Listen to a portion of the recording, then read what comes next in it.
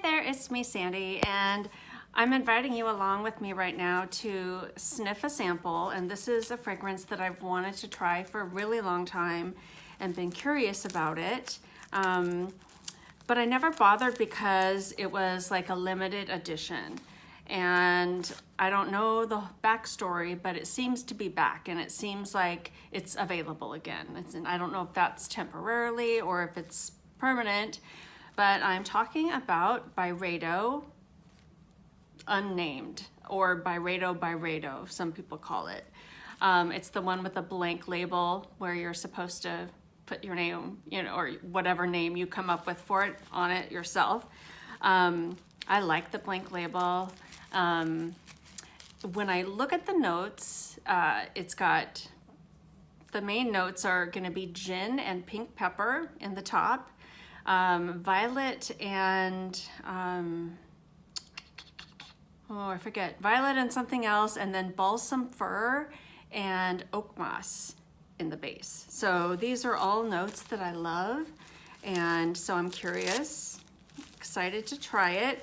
Reviews are absolutely mixed, from this is the most disgusting thing I've ever laid my nose on to I love this, and everything in between. So it leans slightly feminine according to people's votes on Fragrantica. So it was a little bit hard to find a sample. There was a couple options, and I went with a company that I've never heard of before, and I was a little nervous. It was called My Scentsy, S-C-E-N-T, just a sec, My Scent, S-C-E-N-T-S-E-I, and they're out of Florida. So they were legit. I've got the proof here in my hands. So we're gonna smell this together. I love earthy things. I love Byredo's DNA. Geez, I need scissors. Hold on again. This is where people that are clever would edit that part out. I'm clever, but not with editing and things. Okay, nice. There is my decant. I'm trying to remember. I think I bought a 3 mil, 5 mil, whatever this is. It's a nice size. So this is the Unnamed limited edition, it says, and this is 5 mils. So here we go. Not wearing anything today on purpose because I knew this was coming. Okay, there's something very fresh right off the bat. So far, I really like it. I'm getting something slightly minty. Makes me think that might be the gin. It's kind of, I'm getting pine. Definitely getting pine, something fresh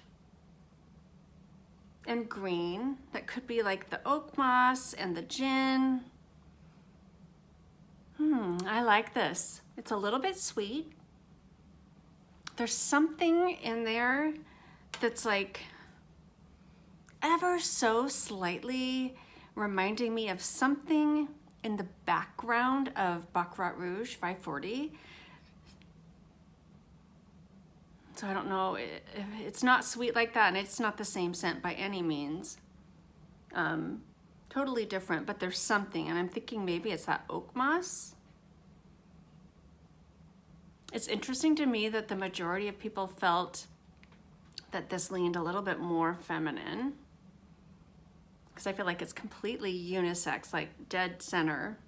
Now granted, I haven't gone through a dry down period yet, so I'm gonna cut right here and come back to you after I've had it on for a couple hours. So I'll see you shortly. Hang on. Okay, I am back, and it's been, I don't know, I think about an hour and a half, and I'm about to head to bed, so just gonna keep it as short as I can. So I do really like the Byredo Unnamed.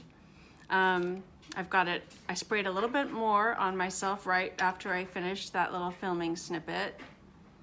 And I've got it here, and it's got a slightly bitter green pine, earthy, slightly sweet quality.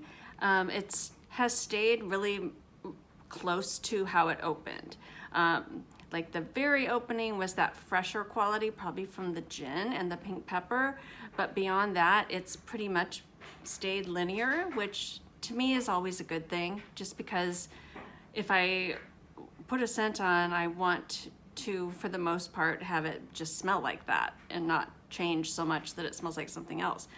Okay, so it's reminded me a little bit of a couple of things, and this might help guide you if you're curious about this scent. So right off the bat, when it was first sprayed, and while I was filming this, I was thinking in my mind, it reminds me a little bit of Byredo de los Santos.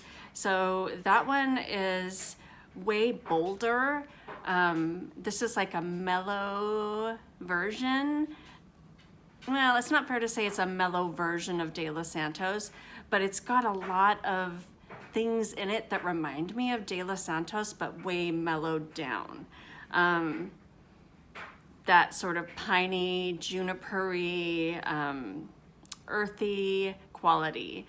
So if you like De Los Santos, but you want like a way more mellow, muted version of something similar, not the same, I would say you could kind of use that as a guideline of one way that it smells. And then the other thing that it was reminding me of is Sniff, the brand Sniff Sweet Ash. And so I sprayed them side by side on tissues. So the Byredo, especially on the tissue and especially in comparison to Sweet Ash, has a bitterness. But it doesn't smell bitter in a bad way, and particularly not on my skin, but more like in comparison to Sweet Ash. But they both have a similar pine, juniper, foresty quality with like a subtle Baccarat Rouge sweetness. Very subtle though. More subtle on the Byredo. It's a little more obvious on the Sweet Ash. So they are definitely kissing cousins, you know, in the same vein. Not the same, but if you like one, you would like the other. If you don't like one, you probably wouldn't like the other. They're similar enough that I feel like that's a fair thing to say. So if you know how De Los Santos smells or Sweet Ash, and interestingly, De Los Santos and Sweet Ash smell nothing alike. So it's with the Byredo, I'm just saying that these other fragrances have elements that remind me of elements of the Byredo.